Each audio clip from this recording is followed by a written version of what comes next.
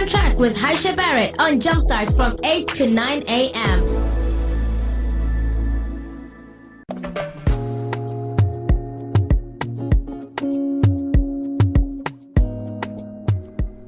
Good morning, Oman. Hope everyone is having a wonderful morning so far. It's Wednesday, so that means it's your time for your dose of wellness on Jumpstart. I'm your host, Hyesha, and every month we have a segment called Experts Corner, where we bring specialists on the show.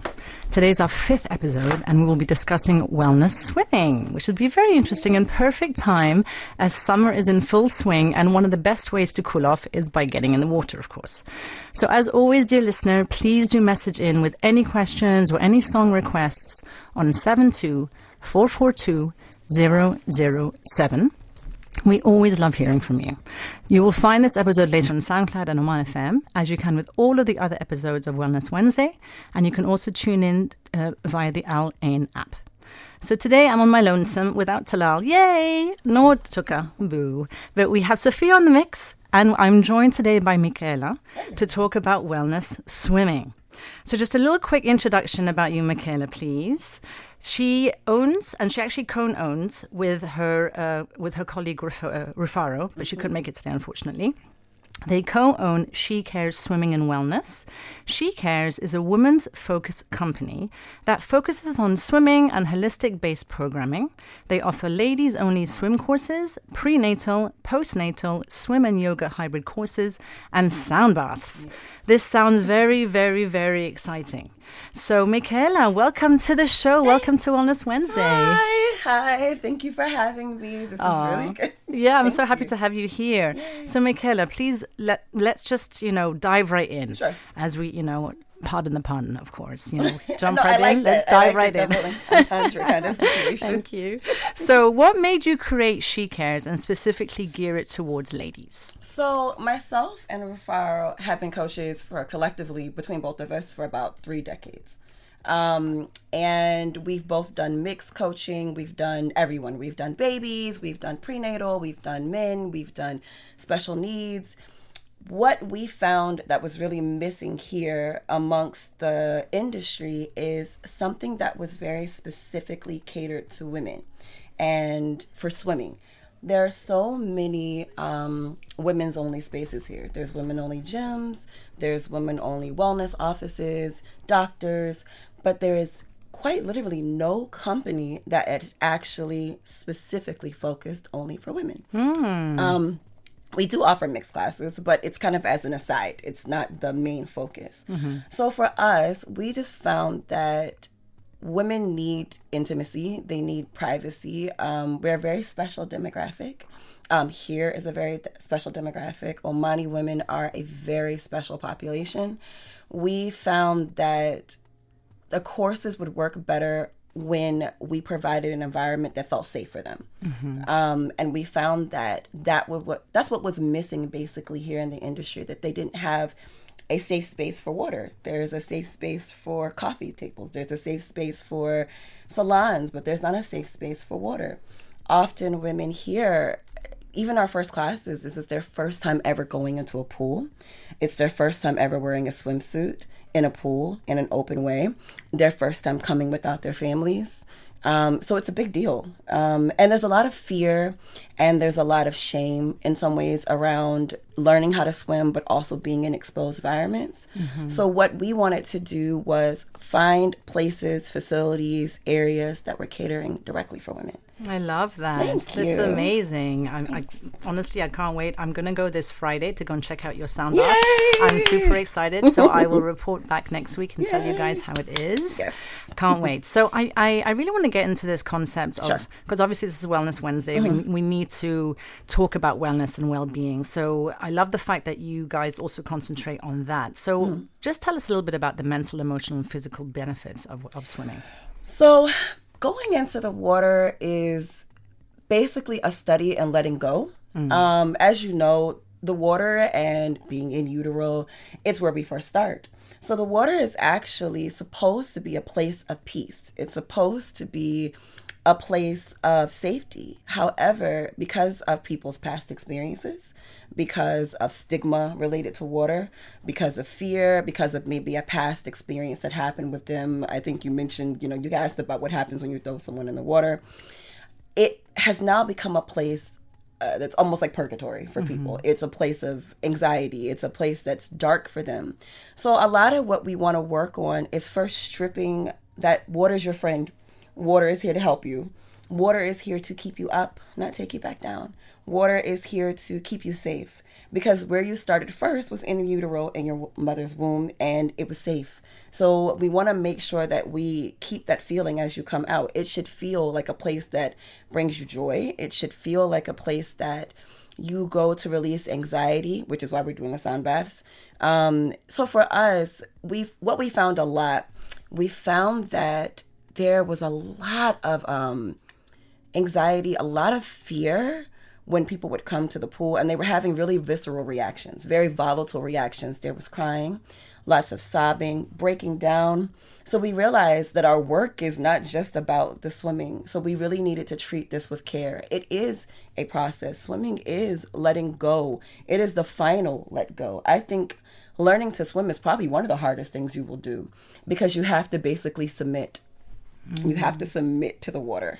I absolutely love swimming, you know. So I go swimming every single morning in the sea. Good. Yeah. Oh, wow, in the sea? In the sea. Oh, great. And especially now in the summer, because for me, I can't swim in the winter. It's too cold. Yeah. And so in the summer, I absolutely love it. And what's so nice is that I live near the beach, and it's like a private sort of like my own private sort of like beach, which is wonderful. Yeah. But I don't really see that many people swimming. And it's quite interesting that you mentioned about Omani ladies as well. Why do you think that is, in the sense of, people find swimming relaxing, as do I do, but some people find the water terrifying. They really do. So how do we avoid romanticizing water for people with trauma?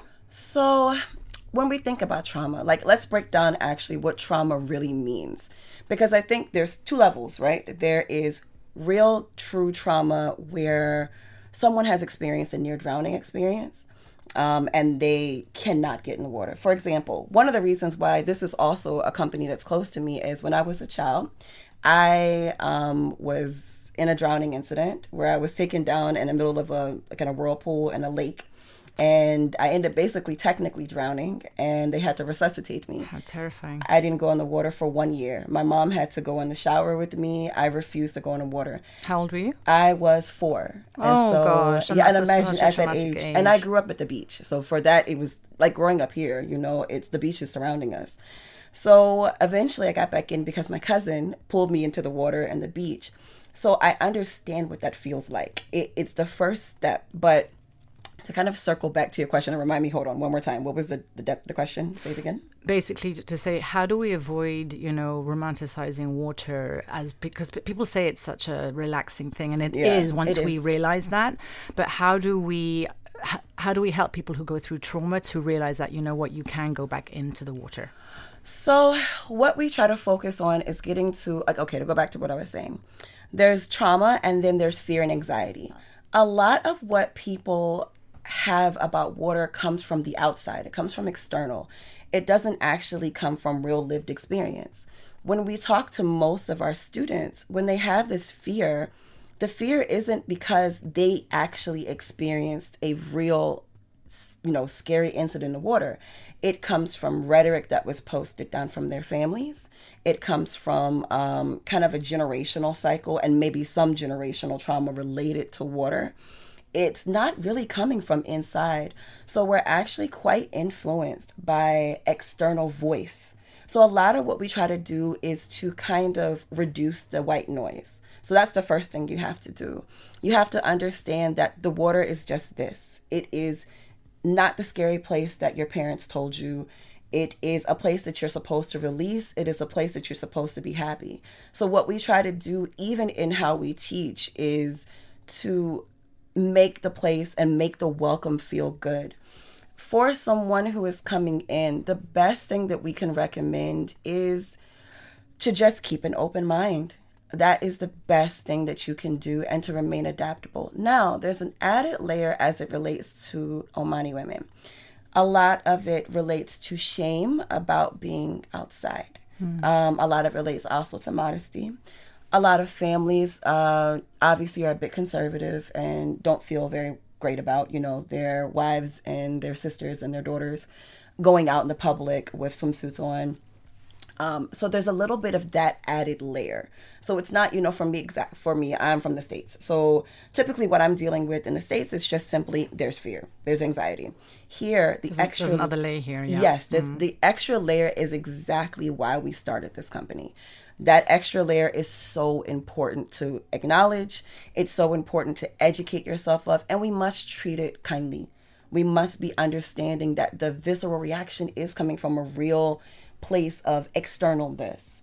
And we're not here to say whether it's right. We're not here to say whether it's wrong, but we do know this is a thing. So when people are coming into the space, it's really important that they feel not judged. A lot of what they're dealing with is judgment. That they know that, pictures and videos are not going to go anywhere. That's why we have very little marketing of the some classes that we do. If you notice, we have more marketing with just myself and Rufaro and just our sound bath, because again, we have to protect privacy. And then when they start, we do introductions. We find out their story. One thing that Rufaro is amazing about doing, and this is something that we implemented to our curriculum, is getting the students' story. What is your story? What is your goal? What do you want to achieve here? Let's work on that. Let's work on what you want from this, what your experience should be, before we think about what everyone else says your experience should be. So do you have all ages that come to you? Yeah. We start as young as 4 months. And we have elderly. We've had 80-year-olds. We've had people, and actually, to be honest, the elderly students is probably the best students you can receive, because a lot of times they're coming for family. They're coming because they want to break a cycle. They're coming because they have grandkids now and they have adult children, and they realize it started with me. I kind of implemented this in my family. I love that. I want to break it. That's I beautiful. want to be the example. Yeah. And with them, we treat them amazing, because they recognize where this came from. And they even say, I don't even know where the water fear came from. Obviously, there's a lot of lore. There's stories about, monsters in water. There's pirate stories. So I think that also doesn't help. I think entertainment media kind of doesn't always portray water as a very nice place. We see things about shipwrecks and people being attacked in boats. But I think, again, that's why we say we have to remove the external voice first. That's the first thing. Without that, it doesn't work. And the other part of it is establishing a comfort zone. Rufaro and I are so strict about who we hire as a coach. And what we look for is not just experience. We look for someone with a lot of empathy, a lot of compassion. We prefer inexperienced people over people who don't have compassion. It is so important when we are dealing with our students. 100%. And it's all about wellness, isn't it? So yes. What would you say to a woman who says that I'm too old to learn to swim? Oh, no. You are never too old. Swimming doesn't have an age range. Swimming doesn't have an ability stop. Everyone can do it, from special needs, from people of determination, from babies. Babies are actually amazing in the water. There is never an age limit, ever. Is it true about the babies, that they can hold their breath underneath their water, even if you just dunk them in? Because that was one thing that I was so afraid of when I had my kids. They're like, come on, just put her head underneath the water. I was like, no, but she's going to drown. You can, but you're not wrong as a mom to feel a bit concerned, because there are two layers, again, to that. Yes, babies can hold their air, but you do have to do a bit of prep work before you can get them to do that. Most babies, you can't just dunk them and they just know. You have to kind of open up the epiglottal reflex. You have to know how to kind of go up, down, what the angle needs to be. For us, this is also something, myself and Rufaro, we are the only ones who teach the baby classes. We're kind of micromanaging a bit, but because the baby class is really important, because this is the first step. This is literally the first step. This is the first introduction to water. So we can't make it trauma. We can't create that core memory that happens with our students who are coming in at 45 and saying, because I was 4 months and I remember being dunked and drowning. we need to make sure that that first encounter with the water is a core memory that is positive. So it's so important that we lead with understanding and education about how we get them to hold air, how we get them to feel relaxed. Wonderful. We will go on a little short break in a minute, and then we'll come back, guys, and talk about mothers and children. I want to know more about that. Yes. Let me just check our WhatsApp. We have a message from Coach Kempachi, and he's saying, Salam alaikum, Coach Hyesha. Good morning, Coach Kempachi. How are you? And he's saying, Sophia, keep it up. There's also a little voice note, but I don't think I'll play that just yet. Mahmoud is in Arabic. Sorry, Mahmoud, I don't speak Arabic. And Christopher Lobo says, love you guys. Amazing. Thank you, guys. And please tune in, continue tuning in, and we'll be back after the break. Get on track with Hyesha Barrett on Jumpstart from 8 to 9 a.m.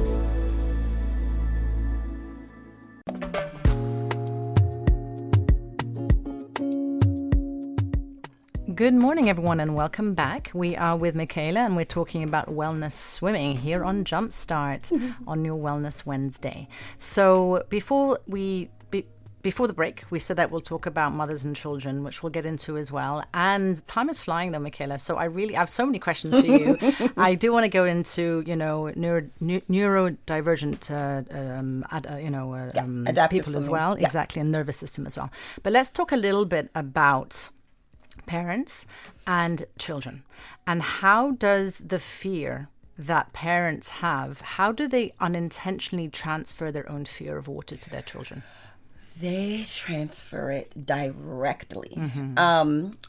One of the biggest obstacles we have as it relates to teaching children is not getting the kids to submerge. It is the parents. Shout out to the parents out Shout there. out to the parents. We know you come from a place of love. It's love. Yes. We understand. However, this is also my field as well, it all starts from the parents and the grandparents and the ancestors, and exactly what you were saying about the grandfather as well. He realizes that. Yes. So parents, please, I know how much you love your children. However, our fear does transfer. It's palpable. The children feel it energetically. They do. So how do you manage that? So big sigh of relief. Oh my God, desperation. I'm telling you, let's have this conversation, because I think a lot of parents need to hear this. The first one, your children will cry. They will cry, and they will cry a lot. Kids do not have the ability to self-soothe like adults do. It's all about co-regulation. They can't co-regulate. Right. Well, they can't if the parent is freaking out. Exactly. So you have to work as being the example, which is why we typically are taking full families. We are taking the mom first. Of that. We are taking the mom before we take the kids, because we realize the transference, and obviously children are going to, the mother's energy is the main energy that they're pulling from. Actually, the dads are a bit more adventurous. They're a bit more like, dunk them, But the moms, obviously, you carried this child. Obviously, you're very protective of this being that's going into the water. You don't know us. We are essentially strangers to you. So let's take it back to how we get to the parents having anxiety and how to avoid that. The first thing parents need to do when you are finding a swim program, you also as a parent need to do your research. And what I mean by that is observe, ask questions, and we have it where you can come and actually watch us teach. Understand what water is before you go there. So the education must start first with the parent. The parent must understand that whoever they're giving their children to, they're professionals. So with us, this is why we're so particular about, one, we have very small classes. And the reason why we do, and we cap at a certain amount, is that we do want to give attention. Individual And we do attention. understand, especially with beginner students, that we're not really dealing with the student, we're dealing with the parent. Parents, the biggest reaction they're reacting to is the crying. Understand that as coaches, we know good cries, we know bad cries. We know what a cry is when it's just fear. We know a cry that's anxious. We know a cry that is okay, this is very difficult for me and I'm not used to doing it and I'm having a reaction to doing it, versus an actual urgent cry. We know nonverbal. We know breathing patterns. We know how to recognize when, okay, it's time for us to take a step back. Let's have them play with some toys. Let's have them take a breath. Let's have a break. Let them go get a hug from their parent. That's okay. That's fine. However, we have parents who have tried to go in the water. We have parents who have cried.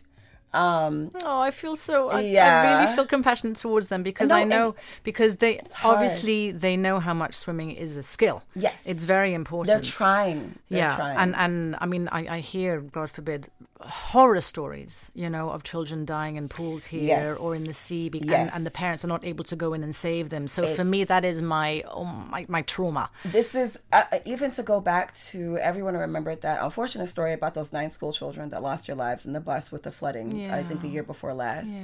And obviously, flooding is flooding. Like currents, rip currents are currents. But we can't help but to think that if some of those children had some basic survival skills as relates to swimming, some of them could have survived. And so when the parents are coming, you have to let the process be the process.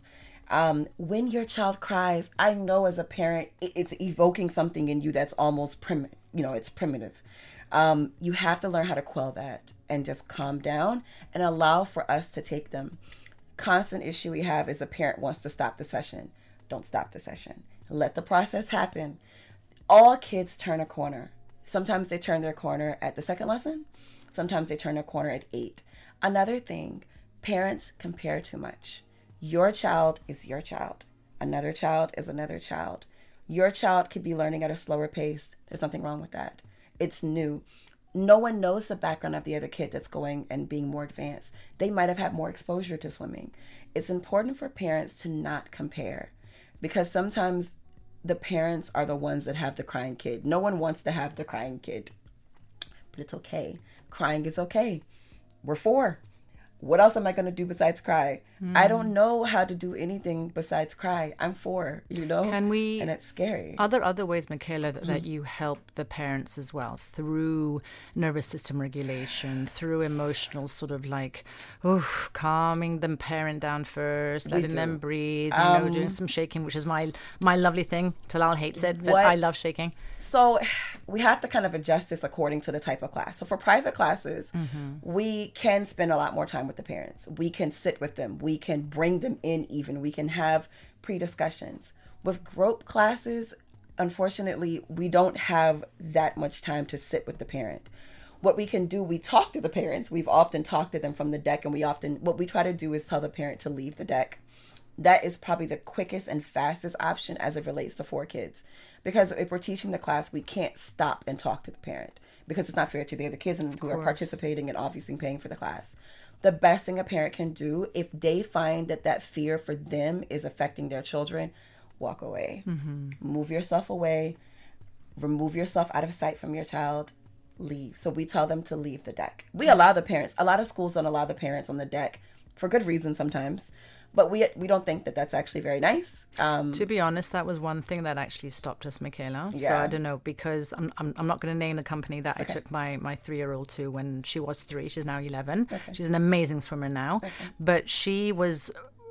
I try as much as I can to soothe myself and calm myself down. And so she was okay. But the thing is, she was very attached to me. Yeah. I wasn't allowed to go in the water. Okay. And so that kind of stopped me from taking her there. Do you adapt accordingly to each individual and each family? For example, when it comes to we have parent and child classes.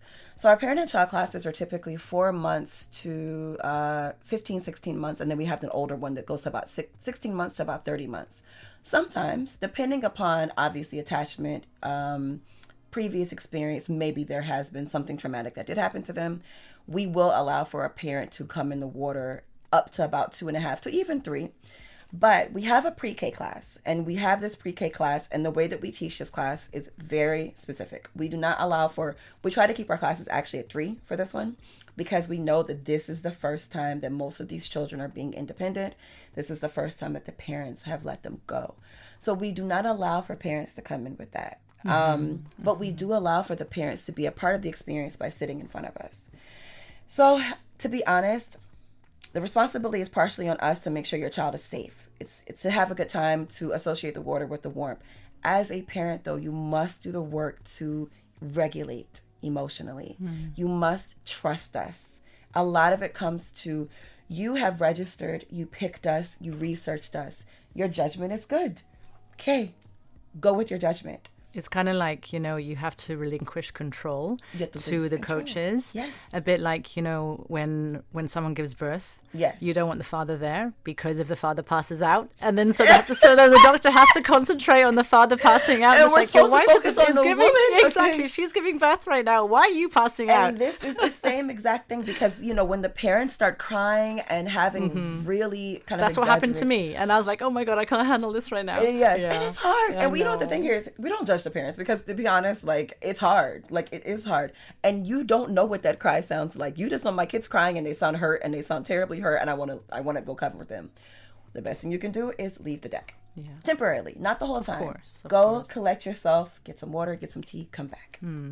I'd love to go a little bit more into nervous system and into neurodivergence as well. How does water support people who may struggle with movement, with coordination, with sensory overwhelm, or even with emotional regulation on land? Like, how does that really affect as well? I'm sure it does, but how do you manage that? Definitely. So we do have an adaptive swim program that we are working with a fellow early development school. And we've also been teaching people of determination, neurodivergent students for several years, for 10 to 20 years. So the water actually is one of the best things you can do for cognitive irregularity, for children especially who have hyperactivity. The water is amazing. Now we will very defer calming. Yes, it's very calming. Now we will defer to the actual licensed professionals for this as far as treating what is happening with them mentally, but the water is a great transition into that treatment. It is a great first step. It is a great in between. It is a great way to calm them. It is the best way, actually. It soothes lots of hyperactivity. It creates a feeling of balance, I think, with a lot of people who are having neurodivergent issues. I think something about the water, when they get into the water, it immediately has this sort of wash over effect, I call it, and people become calm. They become at peace. So how much of learning to swim would you say is really about learning to feel safe in your own body? About 80%. Yeah, right? 80%. Yeah. The technical part is 20% of it. 80% is comfort. 80% is regulation. 80% is mental. That's why we treat our program the way that we treat it, because most of it is mental and emotional. We have to treat that. We have to understand what's happening here first and how we can transition this person. And then if it becomes too much for us, how to outsource. And this is kind of also how we got into wellness, because we realized, we are the first ones to say, like, listen, we are qualified, we are licensed in terms of certification and coaching and background, but there's a little of a higher level that's going on with some people related to trauma. So this is how we got into working with facilitators, working with clinicians. The sound bath program that we had was a curriculum that we developed with our partners with Yogashala. We also have another program that we're going to be starting with Soul School. I don't know if you've heard of Ilira. Yeah. It's specifically about women and womb work as it relates to any background they have in trauma with children, with pregnancy. So we wanted to make sure that we start outsourcing to people who specifically work with this and how we can integrate this into the program. Hopefully that makes a bit of sense. Absolutely love it. Yes. We're going to go on a little short break. Sure. And let me just look through our WhatsApps.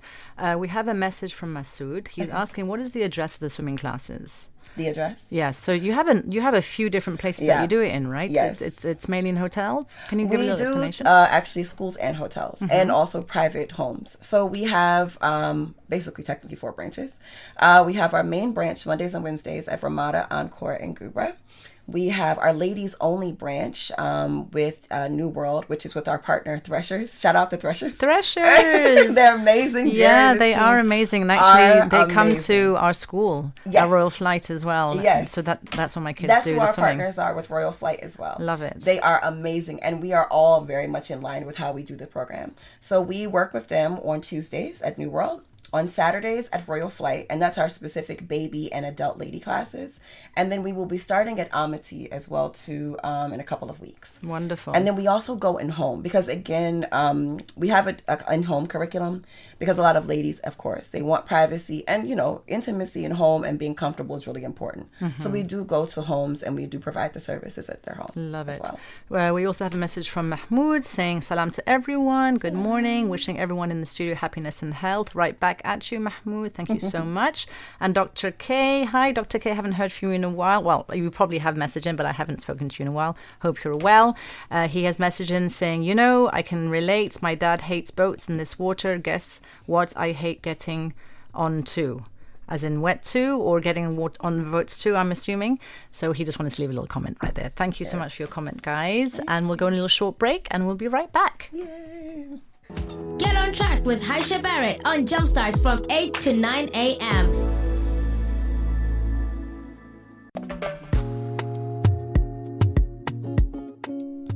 Welcome back to Jumpstart, guys, to Wellness Wednesday. And I'm here with Michaela and we're talking about wellness swimming. And time is flying by. I wish we had a few more hours because this is wonderful. I'm learning so much. And and you're such a lovely lady as well. So thank you for coming on the show. Easy. I was so nervous. Oh, nothing to be nervous about. Oh my gosh. You are a natural, speaker. So all good. Let us dive straight back in. Okay, we've only got a few more minutes left. So I wanted to ask you about a woman's confidence, Michaela. What do you notice happens to a woman's confidence outside the pool once she learns to trust herself inside the water? Oh, the confidence level jumps. It absolutely boosts. I feel like two main things that we see with women. A lot of it is insecurity as it relates to body. We get a lot of postpartum mommies.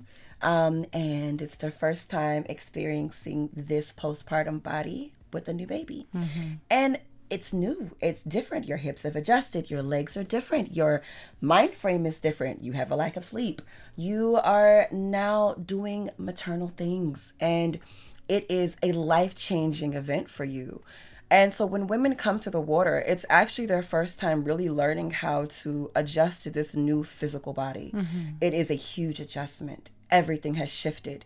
And there's a level of insecurity that happens, unfortunately. And a lot of it, once again, has nothing to do with internal voice. It has everything to do with external voice. 100%. So again, when women are coming in, they start nitpicking immediately because you know how women are. We go critical first before you can get to us, right? We have defense mode. That inner critic screams very loud. Horrible. Yeah. So they start picking. They're saying, I'm fat and I have this and I have these things.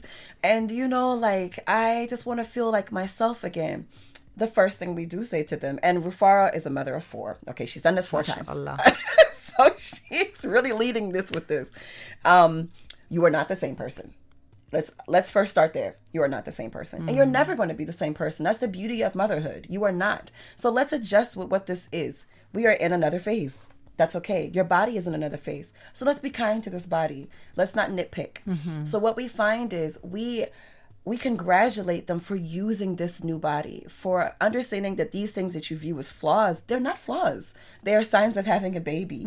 And you will learn to feel good, obviously with exercise, with anything that you do with water. Nutrition, we do a lot of, we have aqua aerobics. We have a swim and sweat kind of hybrid class that we do now. And it's really good actually for postpartum mothers because it's a learn to swim, but also kind of getting you back into soft exercise. And your body will tone. That's not the focus, but you're feeling healthier. You're feeling good. You feel accomplished. You feel like, okay, I have an infant at home and I'm not sleeping with 2 hours, but I came here and I swam and I did really well. And so how would you say that water can support a mother who does feel physically different, who does feel emotionally stretched, who does feel disconnected from herself after having a baby? A lot of times the moms who come in, it's their first time having time to themselves. So even that is very overwhelming. They're coming in and they don't know what to do with themselves because they're always, as women, we're in caregiver mode all the time. So the first thing they have a hard time with adjusting is letting go of control and letting go of, I'm not the captain of this. The first thing that we try to do is get them relaxed. So a big focus of ours is breath work. We work a lot on breath work. The first 15 to 20 minutes of what we do is breath work. We are teaching you how to release, how to inhale, hold, and go slowly into the water. That is how we transition that anxiety. And this is when we get the stories. This is when people are just talking with us.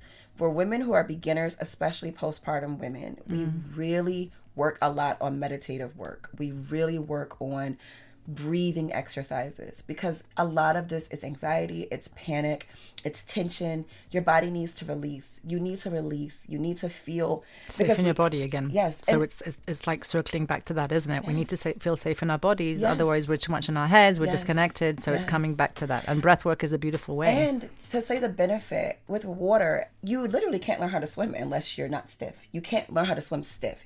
Your body physically must relax to learn. It's like technique. be like water, like Bruce Lee says. Be like water. You just need to like flow. Be like water, and also the water will win every time. Yeah, that is true. I mean, You we can't often fight the water. Like water is a powerful It's force. A powerful force. But it can be so soothing and calm as well at the same time. Don't fight. We say to people all the time, don't fight the water. Work with the water. Let the water bring you up. The water's your friend. Yes. And you're not going to win. It's going to win. So what would you say, like, how does what does water reveal about a person's relationship with trust then?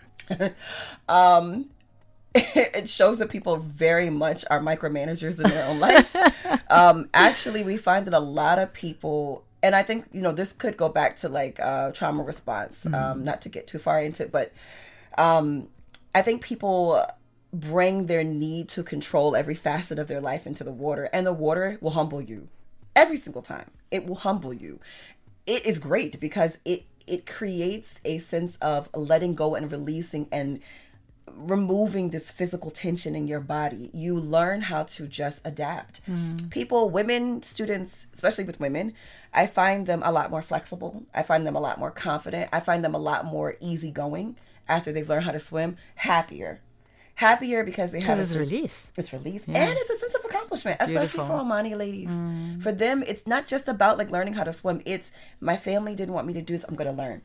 I have never been outside in a swimsuit, and I'm going to try. I have never done things for myself, but I am going to come here and I'm going to focus on me. And I'm going to feel good about this. Beautiful.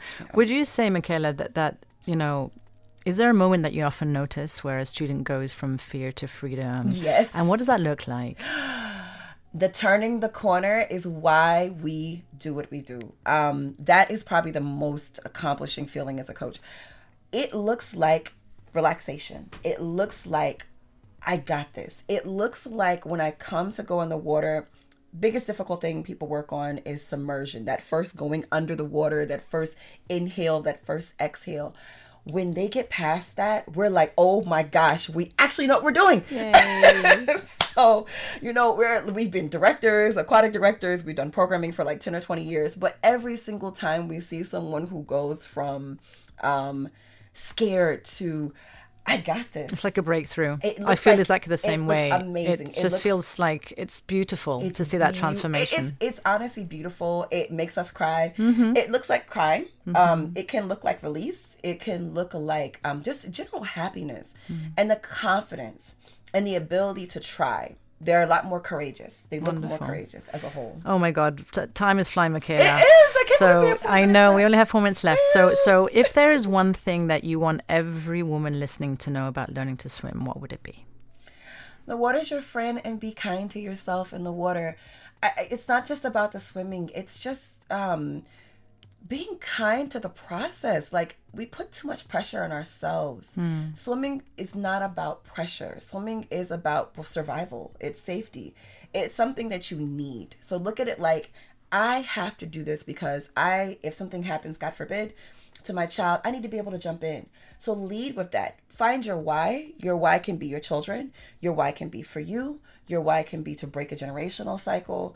But understand what you're doing it for and why you're doing it. And be kinder to yourself in the process. There's no perfect way to go about this. Everyone starts at one level. Everyone starts and ends at another level. There's no perfect progress. Progress looks up, down, in, out, circular. It doesn't matter. Yeah. Be kind. It's not linear. It's not at all whatsoever. Yeah. Swimming especially is not linear. It's not linear at all. So yeah, just be a lot more open-minded, a lot more relaxed.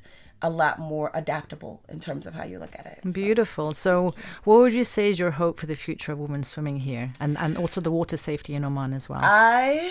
What we really want to work a lot more on, way more women involved in water, way more women coming to the classes, women understanding how this helps them, how it helps them have something for themselves. We want to really see more women in competitive fields, in competition with swimming. I know there was a big event recently, I think in Woodstock, a month or so ago, where they had a women's only swim meet, which is amazing. That's a big thing. When I first started coaching, and when Mafar and I first started coaching here, we both started 9 to 10 years ago. It did not look like that. We had, families that were preventing some of the teenagers that we had from swimming because of, obviously, some of their values as a family. So we're seeing women coming into the field more often, which is great.